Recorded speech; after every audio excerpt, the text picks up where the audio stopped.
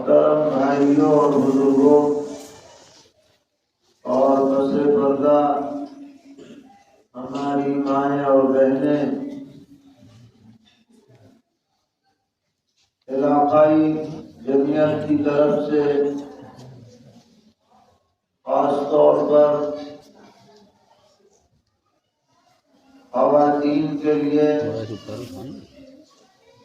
اور اسکول اور کالج میں پڑھنے والی طالبات کے لیے تحفظ ایمان کے موضوع پر یہ مجلس منعقد کی گئی ہے، جو وقت کی بہت اہم ضرورت ہے، اس لیے کہ آج کل خصوصاً اسکولوں اور عصری اداروں کا جو ماحول ہے وہ دین اور ایمان کے لیے بہت زیادہ پرخطر ہوتا جا رہا ہے۔ اگر ہم نے اس بارے میں فکر نہیں کی اور اپنے بچوں بچیوں کی صحیح تربیت نہیں کی تو جتنا نقصان ہو چکا ہے اس سے زیادہ نقصان ہونے کا خطرہ آنکھوں کے سامنے موجود ہے۔ اسلام کوئی رسمی دین نہیں ہے، کوئی محدود دین نہیں ہے، کسی انسان کا بنایا ہوا دین نہیں ہے، بلکہ یہ دین زندگی کے سارے شعبوں کو شامل ہے، اور اللہ تبارک و تعالی نے اپنے بندوں کی رہنمائی کے لیے انبیاء علیہ السلام اور کتابوں کے ذریعے ہم تک پہنچایا ہے۔ دین پر عمل کرنا، عقیدے اور عمل دونوں اعتبار سے ہر شخص پر لازم ہے، مرد ہو یا عورت، جوان ہو یا بوڑھا، امیر ہو یا غریب، اسے اپنے عقائد بھی صحیح رکھنے چاہیے اور اپنے فرائض کو بھی بجا لانا چاہیے۔ ایمان ہمارا سب سے بڑا سرمایہ ہے، اس سے بڑی دولت اور نعمت کسی مخلوق کے لیے اور کچھ نہیں ہو سکتی، کیونکہ اسی ایمان پر جہنم سے آزادی اور جنت میں داخلے کا مدار ہے۔ اس لیے ایمان میں کوئی کسر، کوئی نقص، کوئی کوتاہی کسی کے اندر نہیں ہونی چاہیے۔ ایمان کس چیز کا نام ہے؟ چند عقائد ہیں جن پر یقین کرنا ضروری ہے۔ اللہ تبارک و تعالی کے بارے میں، اس کی ذات اور صفات کے بارے میں توحید کا عقیدہ رکھنا ہے۔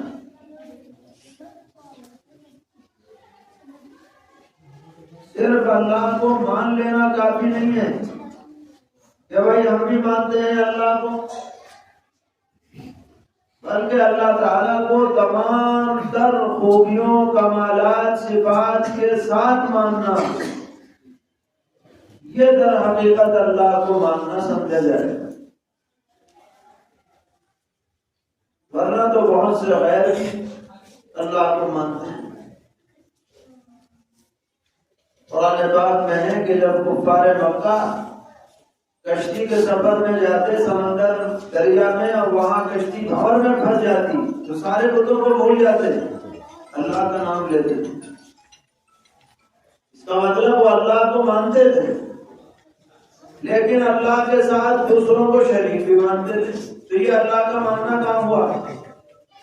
اللہ تعالیٰ کو شرک پسند نہیں ہے، نہ ذات میں پسند ہے نہ صفات میں پسند ہے۔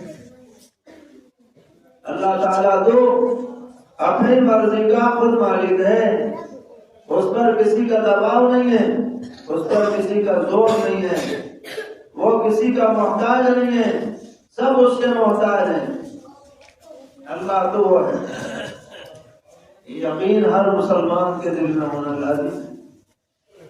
چاہے دنیا کچھ بھی کہے اور چاہے کوئی بھی راستہ دنیا دکھلائے، اگر وہ توحید کے خلاف ہے تو مسلمان کو ہرگز منظور نہیں۔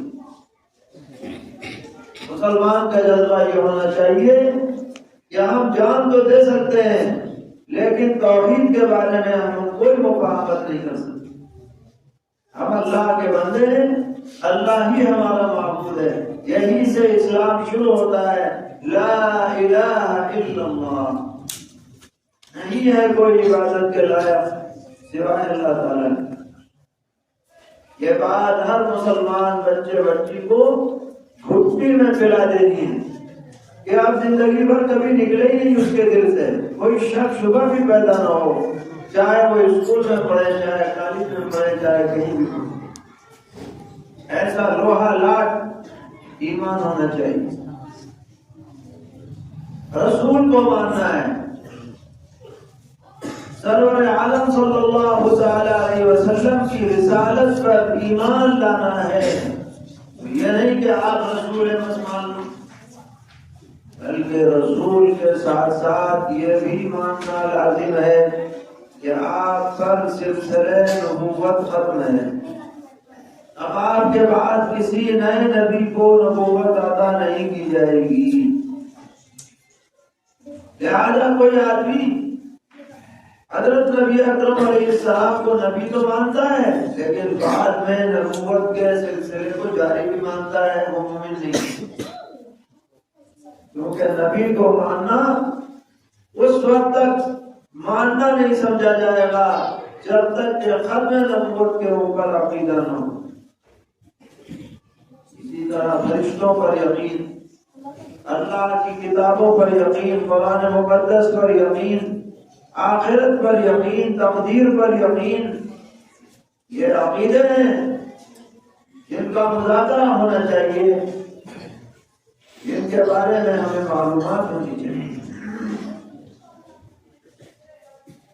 اور جو فرائض اللہ تعالیٰ نے ہم پر واجب کیے، فرض کیے، ان کی بجا آوری کریں۔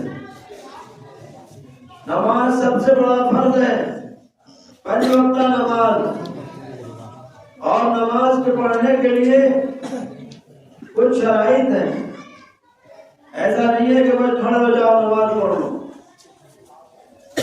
نماز پڑھنے کے لیے پاکی کی شرط ہے، جگہ بھی پاک ہو، بدن بھی پاک ہو، کپڑے بھی پاک ہو، غسل بھی واجب نہ ہو، وضو بھی ٹوٹا ہوا نہ ہو۔ ظاہر ہے کہ جب یہ سب شرائط ہیں تو ان شرائط کا جاننا بھی تو ضروری ہے، اگر نہیں جانو گے تو نماز کیسے پڑھو گے؟ وضو ٹوٹ گیا، نماز پڑھے جا رہے، پڑھ لو، اللہ کے یہاں قبول نہیں۔ ناپاکی کی حالت میں نماز پڑھ لیں، اس کے لیے ضروری مسائل جانے جائیں گے۔ ہر مسلمان کو پتہ ہونا چاہیے کیسے وضو ٹوٹ جاتا ہے، کس سے غسل ٹوٹ جاتا ہے، نماز کی کیا شرائط ہے، کیسے پڑھنی ہے، کیا ترتیب ہے، کیا ترتیب ہے، اس میں کیا کیا پڑھا جاتا ہے۔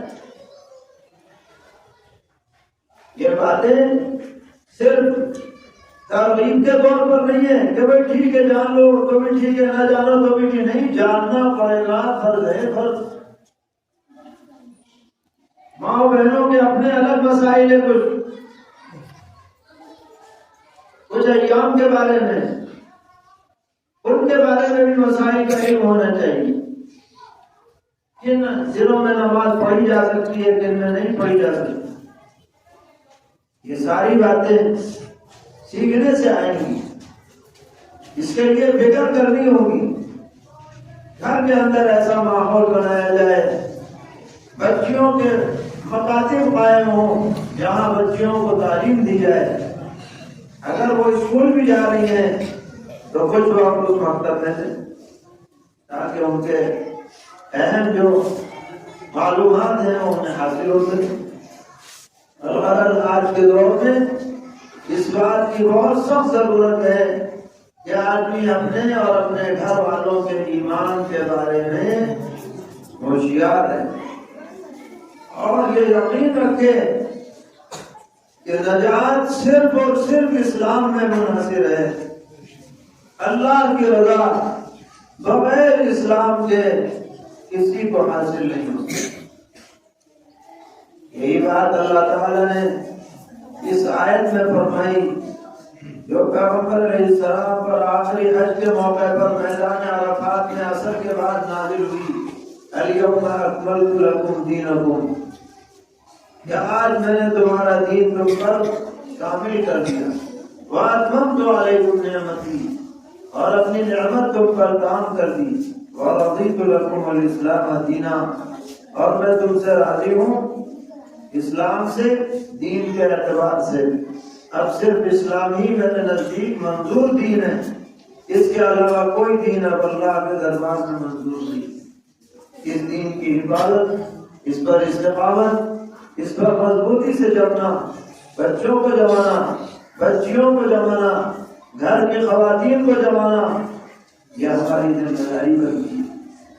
اس کے بارے میں فکر مسلسل جاری رہنی چاہیے۔ اللہ تعالیٰ ہم سب کو توفیق عطا فرمائے، اور جو بھی کوتاہیاں ہوئی ہیں یا ہو رہی ہیں اللہ تعالیٰ نے معاف فرمائے۔ وصلی اللہ تعالیٰ علی خیر خلقہ محمد وآلہ وصحبہ اجمعین برحمتک یا ارحم الراحمین۔ اللهم لك الحمد ولك الشكر لا نحصي ثناء عليك أنت كما أثنيت على نفسك، ولله الحمد رب السماوات ورب الأرض رب العالمين، وله الكبرياء في السماوات والأرض وهو العزيز الحكيم۔ اللهم صل وسلم وبارك وترحم وتحنن على سيدنا وحبيبنا وشفيعنا ومولانا محمد وعلى آل سيدنا وحبيبنا وشفيعنا ومولانا محمد، كما صليت وسلمت وباركت وترحمت وتحننت على سيدنا إبراهيم وعلى آل سيدنا إبراهيم إنك حميد مجيد۔ الہ العالمین ہم سب کے گناہوں کو معاف فرما، ہماری غلطیوں سے درگزر فرما، کوتاہیوں سے درگزر فرما، ہم سب کو ایمان پر ثبات قلبی نصیب فرما، ایمانی حلاوت ہمارے دلوں میں راسخ فرما، ہر قسم کی کجروی سے بد فکری سے ہم سب کی حفاظت فرما۔ الہ العالمین ہماری نسلوں میں دین و ایمان قرآن کی بقا کے فیصلے فرما، ہر طرح کی غلطیوں سے ہم سب کی حفاظت فرما، ہر قسم کی گمراہیوں سے ہماری حفاظت فرما، ہر قسم کے فواحش سے ہماری حفاظت فرما، ہر قسم کے فتن اور شرور سے ہماری حفاظت فرما، ہر قسم کی آزمائش اور ابتلا سے ہماری حفاظت فرما۔ الہ العالمین اپنے فضل و کرم سے ہمارے مرحومین کی مغفرت فرما، بیماروں کو شفا عطا فرما، قرض داروں کے قرضوں کی ادائیگی کا غیب سے انتظام فرما، پریشان حالوں کی پریشانیوں کو دور فرما، مصیبت زدوں کی حاجت روائی فرما، ہمارے مظلوم فلسطینی بھائیوں کی مدد فرما، غیب سے نصرت فرما۔ الہ العالمین ان کا رعب دشمن پر قائم فرما۔ پروردگار عالم جو ظالم ان پر ظلم کر رہے ہیں، یہ جو طاقتیں ان ظالموں کا ساتھ دے رہی ہیں، ان سب کو چن چن کر کے ہلاک فرما۔ الہ العالمین ان کے تسلط سے امت کو نجات عطا فرما، ہمارے ملک میں بھی ہر جگہ امن و امان قائم فرما، ظالموں کے تسلط سے نجات عطا فرما، عادل اور منصف حکمران نصیب فرما۔ ان دعاؤں کو اپنے حبیب صلی اللہ علیہ وسلم سے قبول فرما۔